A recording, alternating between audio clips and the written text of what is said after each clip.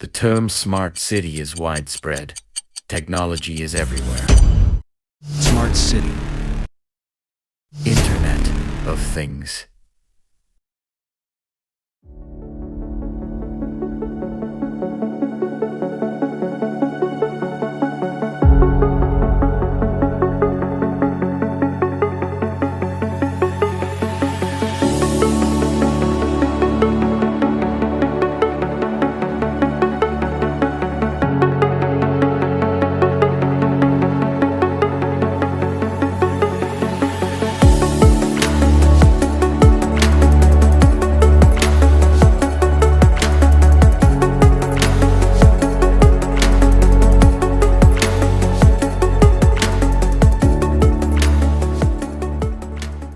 Jadi guys, kali ini kita bakal mulai bahas gimana sih kalau ternyata kita hidup di kota yang seluruh data kita dan kegiatan kita dipegang dan dikendalikan penuh oleh teknologi. Guys, bayangin deh kalau misalkan kita itu tinggal di suatu kota yang semuanya didominasi sama yang namanya teknologi. Automated Parking System atau APS adalah sistem parkir otomatis di dalam mobil yang dilengkapi kamera untuk melihat posisi mobil.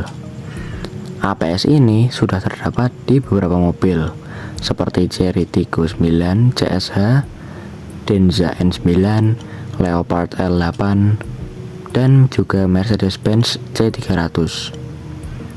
Automated Parking System ini termasuk salah satu kemajuan yang dimiliki beberapa smart city di Indonesia. Contohnya Jakarta, Surabaya, Medan, Semarang, Yogyakarta, dan Makassar. Kalau di zaman sekarang kayaknya semua kota tuh udah dikendalikan penuh nggak sih? Beda dong, Chan. Kalau yang ini benar-benar semua kota itu diambil alih sama yang namanya teknologi. Wah, keren banget ya, aku baru tahu kalau ada kayak gitu. Emang apa sih maksudnya dari dominasi teknologi itu? Kamu baru tahu? Baru tahu.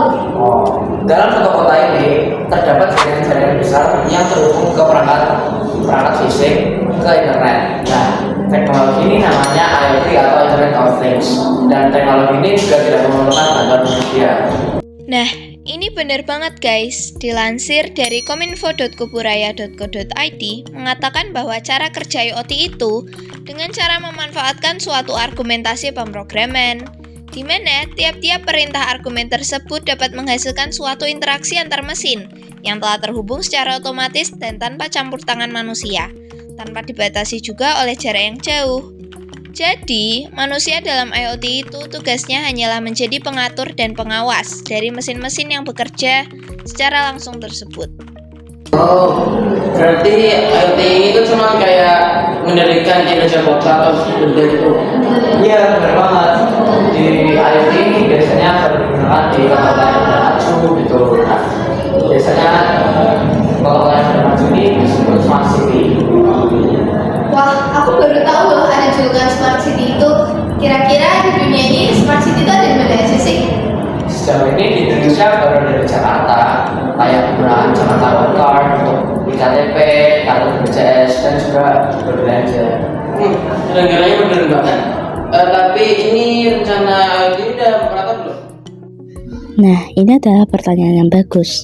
Apakah IoT ini sudah merata di Indonesia? Jawabannya adalah tentu saja belum. Mengapa? Karena jaringan internet cepat masih terpusat di kota-kota besar dan Pulau Jawa. Sementara daerah lainnya kekurangan akses yang memadai.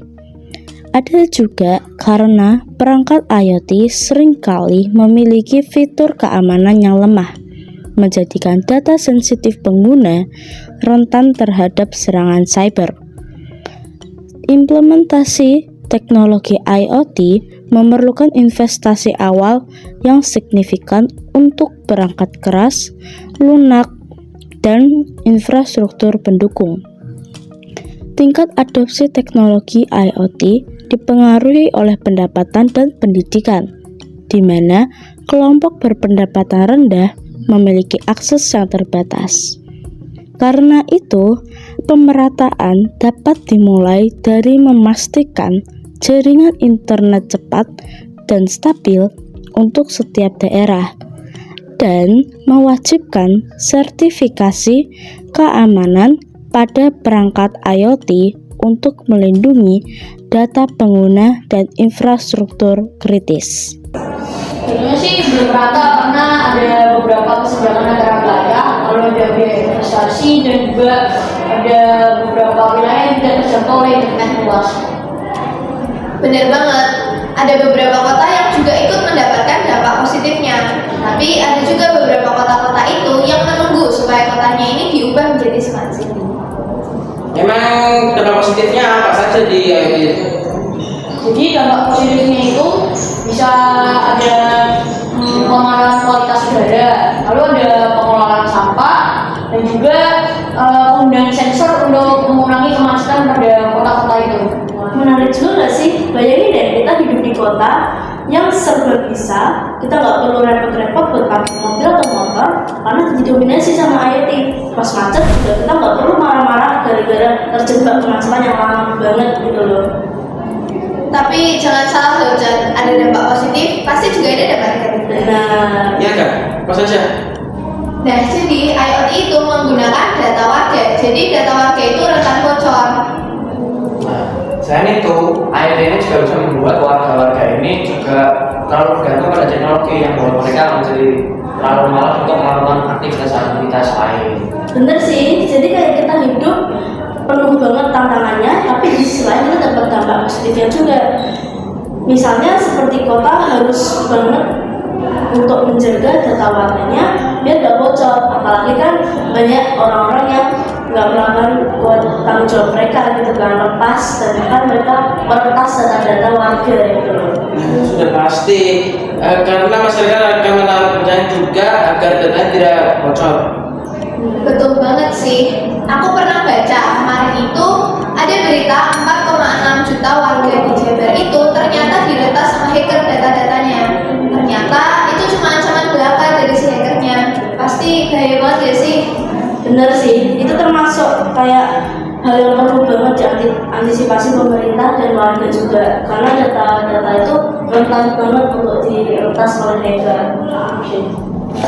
Sampai sini, kalian udah paham belum tentang IoT di Smart City?